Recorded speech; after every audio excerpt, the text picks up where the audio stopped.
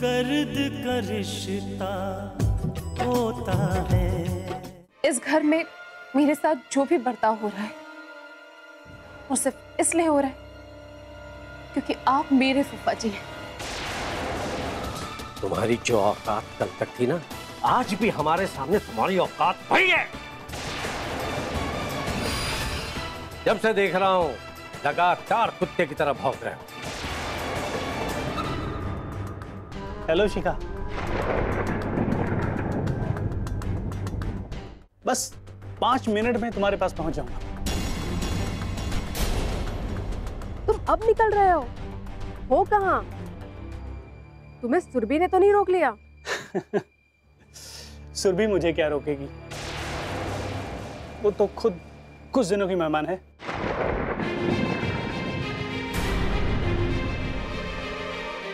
गलती से एक रिश्ता जुड़ गया था जिसका अंत टूट जाना ही। बस जब तक इस घर में है ये हम भी झेल ही रहे हैं। चलो अब जल्दी आ जाओ वरना मैं वापस चली जाऊंगी। हाँ हाँ, बस 5 मिनट में पहुंचता हूँ ना। Bye, love you.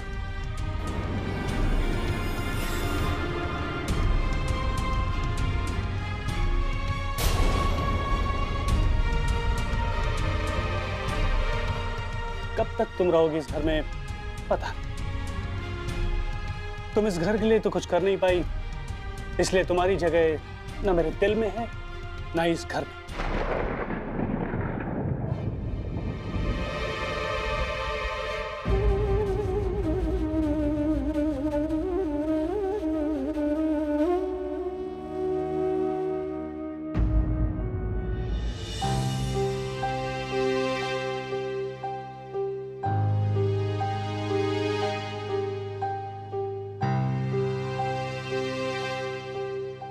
Kedar, Kedar, देखो केदार, अपने गुस्से और जज्बात को काबू में रखो, नहीं तो फिर अपने गुस्से की वजह से तुम बाकीलाल को मौका दे बैठोगे। मुझसे बर्दाश्त नहीं होता भाई साहब, क्यों बर्दाश्त करूं मैं? आखिर कब तक हम हाथ पे हाथ धर कर बैठे रहेंगे, आप बताइए। उस बाकीलाल ने हमारे खिलाफ साजिश की, हमारी जमीन को हड़प किया, वो हमारी मां को अपने पास कैद करके रखा उसने। आखिर क्यों मैं बर्दाश्त करूं, आप ये बताइए। हमारी मजबूरी है, हमें चुप रहना होगा। झगड़ा करके भी तो कोई फायदा नहीं है ना केदार भैया। यही तो मैं इसे समझाने की कोशिश कर रहा हूं तब से। इसने जाते ही बाकीलाल का गिरेबान पकड़ लिया। अगर उसने पुलिस को फोन कर दिया तो? केदार, वो बहुत शातिर इंसान है, कोई सबूत नहीं छोड़ता, हम उसका कुछ नहीं बिगाड़ सकते। अरे हम कुछ बिगड़ पाए या ना पाए, लेकिन इसका अंजाम बहुत बुरा होगा क्योंकि उन्होंने हमारा बहुत दिल दुखाया है। हाँ भाई साहब, मैं खुद को संभाल कर भी संभाल नहीं पा रहा हूं। जब भी मां की याद आती है ना तो मेरे दिल में गुस्से का तूफान आ जाता है। कैसे मैं उस बाकीलाल को सबक सिखाऊं? आप लोग सब्र से काम लीजिए। कोई सब्र नहीं है दीदी, इन्होंने हमारी 20 एकड़ जमीन हड़प कर ली और इनकी वजह से मुकुंद प्रसाद हमारे बाकी की जमीन का मालिक बन बैठा। इस बाकीलाल को तो मैं सबक सिखा कर ही छोड़ूंगा। एक दुश्मन तो इस घर से गया, लेकिन सुरभि अभी भी इस घर में बैठी है। अब तो लगता है कि दुश्मन को पालना ही हमारी मजबूरी हो गई है। श्रावणी, तुम कह रही थी ना कि सुरभि कह रही थी कि उसके फूफा जी बड़े शरीफ और ईमानदार इंसान है। अगर वो इतने ही ईमानदार है तो हमारी जमीन के मालिक कैसे बन बैठे वो?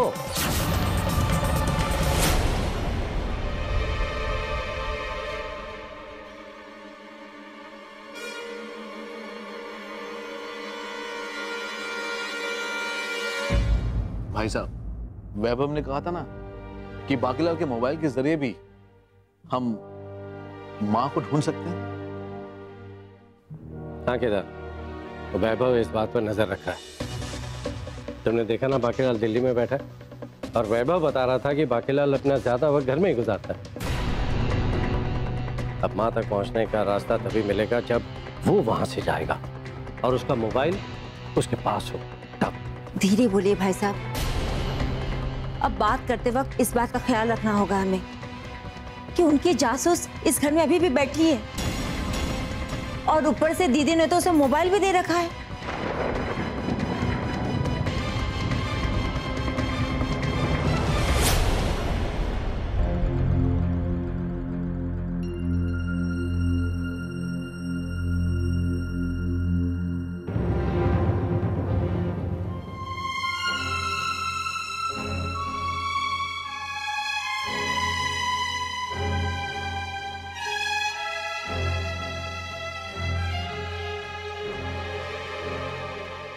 क्या तुम्हें समझ में नहीं आता कि अगर इस घर की वफादार नहीं हो सकती हो तुम, तो ये घर भी तुम्हारे प्रति वफादार नहीं हो सकता है।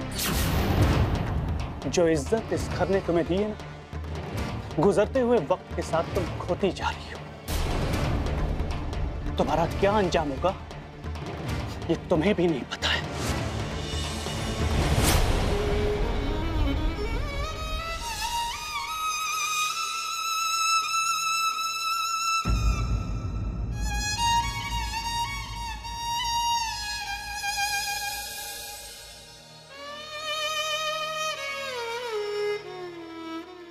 कब तक तुम रहोगी इस घर में पता नहीं। तुम इस घर के लिए तो कुछ कर नहीं पाई, इसलिए तुम्हारी जगह ना मेरे दिल में है ना इस घर में।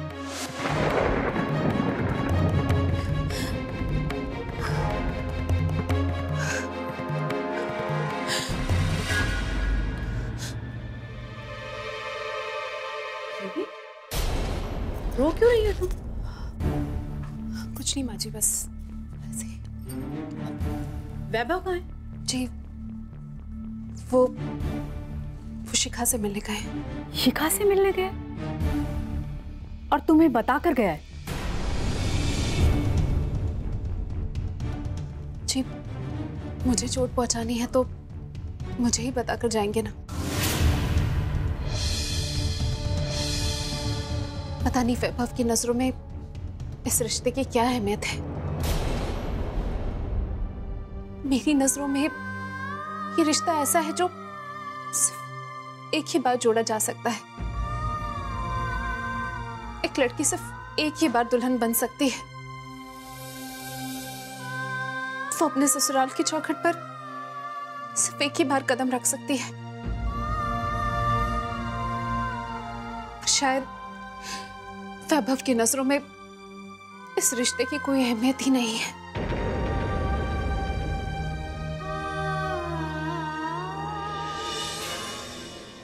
ना मैं कोई सफाई देना चाहती हूँ और ना ही कोई दिलासा। सच्चाई तुम जानती हो सुरभि, और घर में सबके दिल की हालात भी तुम जानती हो। ना ये बात खत्म हो रही है और ना ही कोई सवाल मिट रहा है। आज भी मेरे सामने एक नया सवाल खड़ा हुआ है जिसका जवाब तुम्हारे पास भी नहीं है।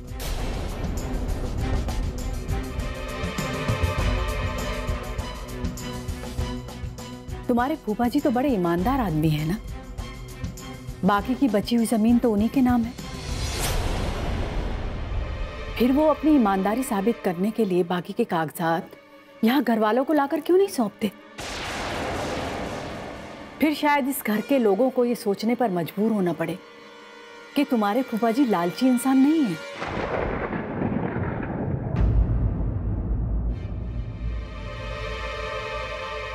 मैं उनके बारे में कुछ कहना नहीं चाहती माँ जी। बस ये देखना बाकी है कि और किस किस के सामने मुझे टूटना पड़ेगा। कौन कौन मेरा विश्वास तोड़ने वाला है।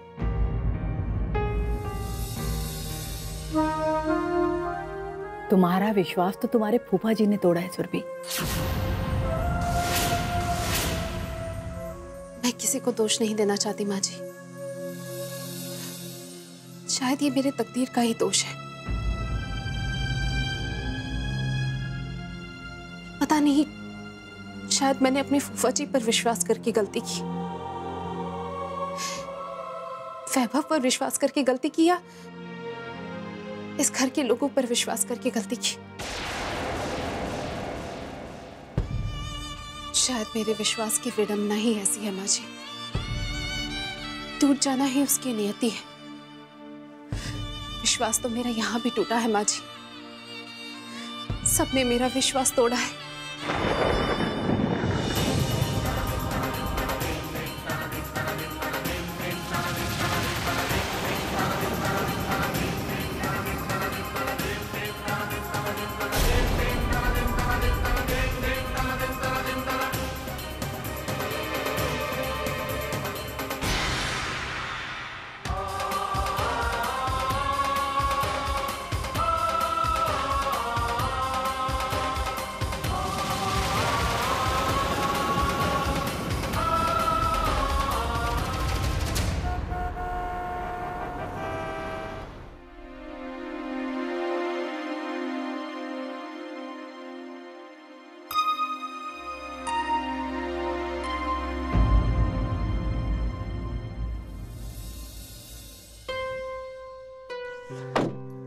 शिखा शिखा 5 मिनट में तो आ ही गया था, लेकिन तुम्हें तो पता है ना दिल्ली के ट्रैफिक के बारे में।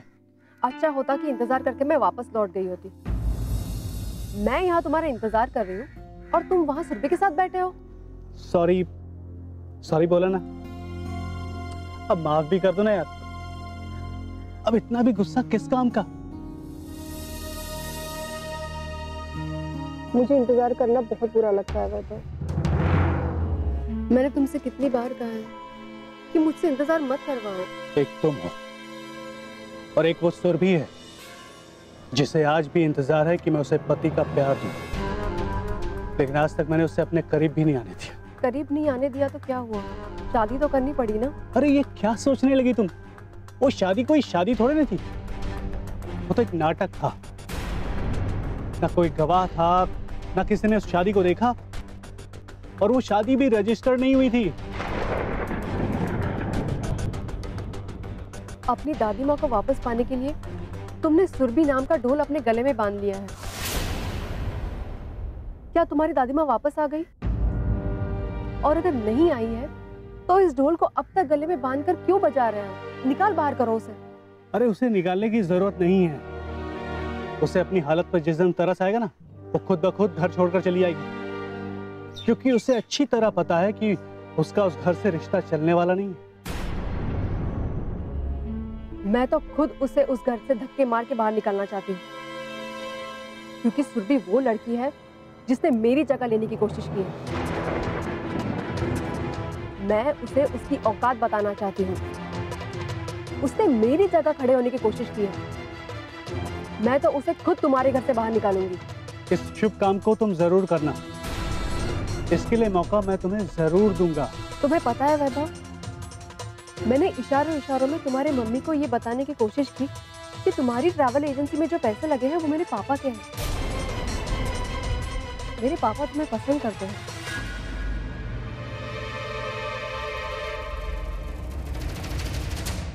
वैभव का दोस्त विक्रम भी कह रहा था कि ऑफिस के कई सारे काम रुके पड़े हैं। विक्रम, तुम उसे भी जानती हो? हाँ आंटी, वैभव की कंपनी में फाइनेंस तो मेरे पापा ने ही तो करवाया है। अब इस घर से रिश्ते पहले जैसे नहीं रहे तो क्या हुआ?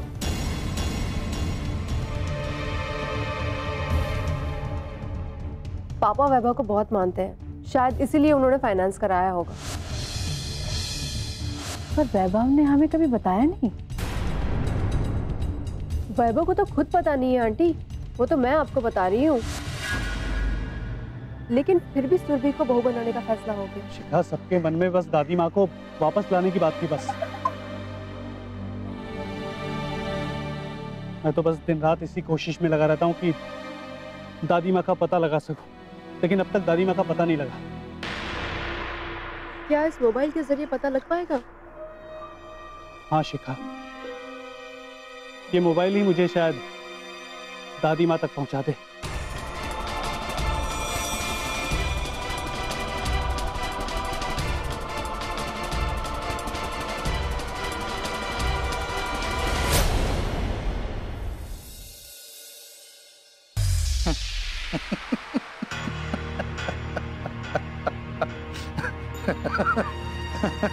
लीजिए, अरे चाय लीजिए। हाँ हाँ हाँ। पता नहीं क्या सोचते रहते हैं आप।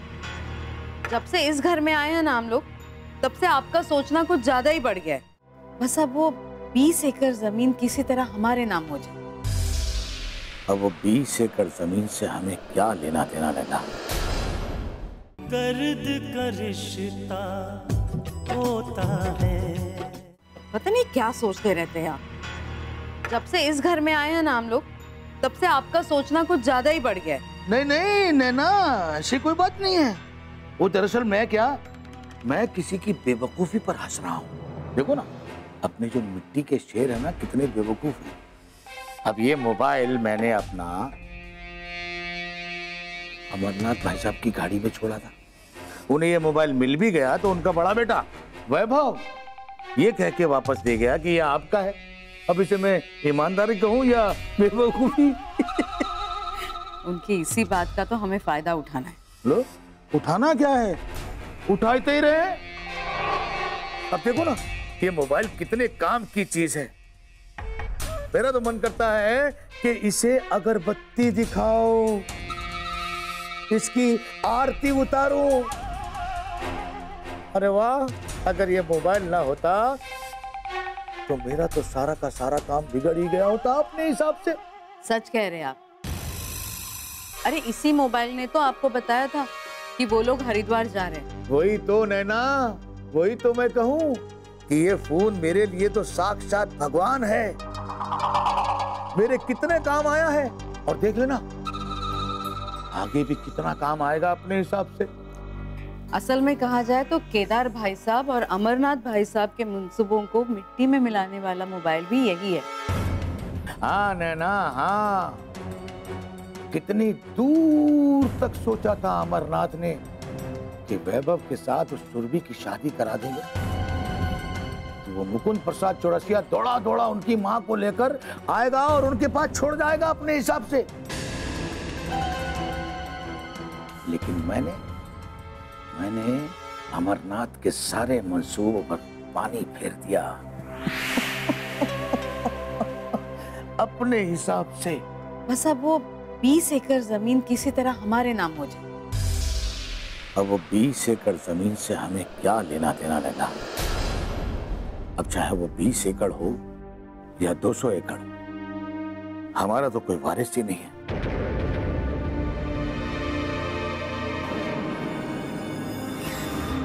बस ये जमीन अगर हमारे काम आएगी तो सिर्फ इंतकाम के लिए। उस 20 एकड़ जमीन को बेचकर मैं केदारनाथ और अमरनाथ को बर्बाद करना चाहता हूं।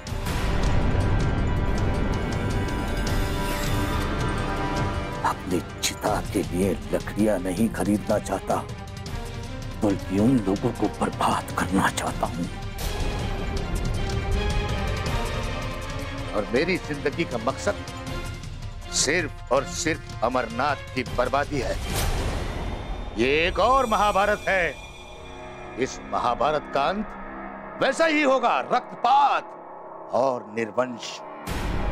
यदि मेरे वंश में कोई नहीं बचा है तो ना बचेगा केदारनाथ, ना अमरनाथ, और ना ही उसका कोई वंशक।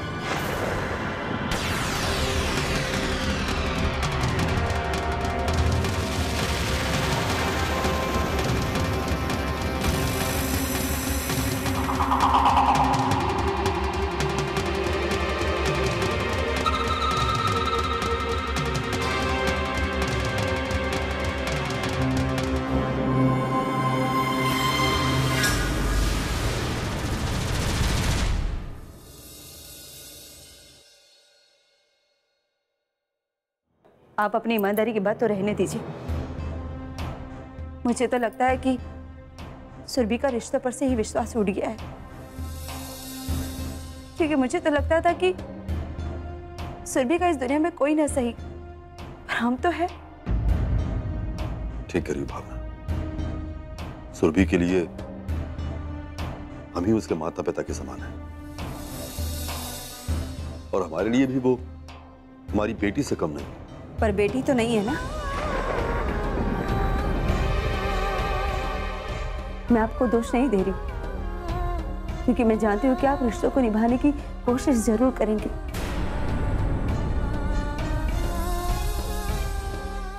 लेकिन मैं ये भी सोचती हूँ, जिस तरह से आप मजबूर हैं, क्या सुरभि हमारी बेटी होती तो क्या आप इसी तरह से चुपचाप बैठे रहते?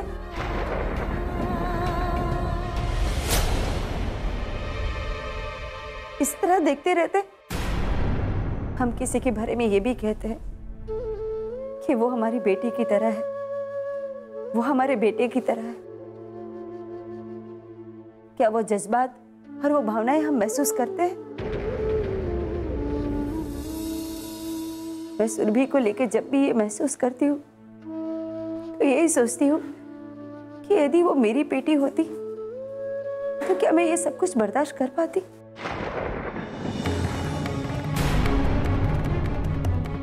मैं जब सोचती हूँ तो बेचैन हो जाती हूँ। मैं बेचैन होकर तो मैं भी रह जाता हूँ। मैं भी ये सोच सोच कर बेचैन हो जाता हूँ कि सुरभि का हमारे अलावा इस दुनिया में और कोई भी नहीं। लेकिन आप सोच तो सकते हैं ना कि सुरभि इतनी दुखी, इतनी परेशान क्यों है? क्योंकि उसके घर में उसके साथ अच्छा बर्ताव नहीं किया जाता। दर्द का रिश्ता होता है। मैं भी ये सोच सोच कर बेचैन हो जाता हूँ कि सुरभि का हमारे अलावा इस दुनिया में और कोई भी नहीं। और हम सुरभि के लिए कुछ नहीं कर पा रहे। उसकी खुशियों को बचाने के लिए हम कुछ भी नहीं कर पा रहे हैं भावना। बात बस इतनी सी है भावना कि तुम अपने दिल की बात कह देती हो, पर मेरे दिल की बात मेरे दिल में ही रह जाती है। अपना दर्द तुम्हें बताकर मैं तुम्हें और दुखी नहीं करना चाहता।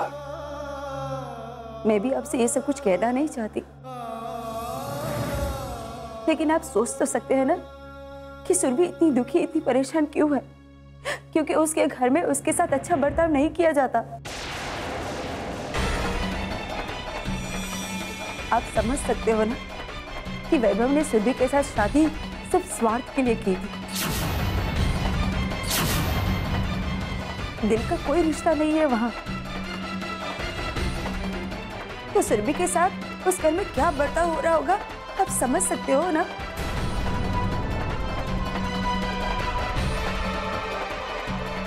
और अब उसके साथ हो रहे ऐसे बर्ताव के खिलाफ कुछ भी नहीं कर सकते।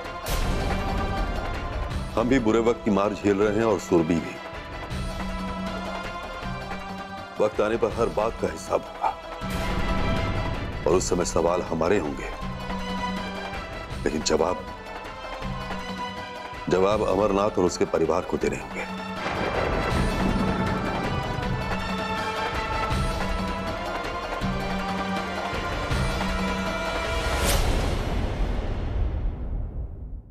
और तुम लोगों ने जो हमारे साथ किया है, उसके बाद मैं सुरभि को खून के आंसू रुलाऊंगा। उसके बाद देखूंगा क्या कर लोगे तुम लोग। जिस घर में तुम रहते हो ना, उस घर की ईंट से ईंट बजा देंगे हम लोग। वैभव, ऐसा भी मत कीजिए कि मेरे दिल में आपके लिए इतनी नफरत भर जाए कि मैं चाह कर भी ना निकाल पाऊं।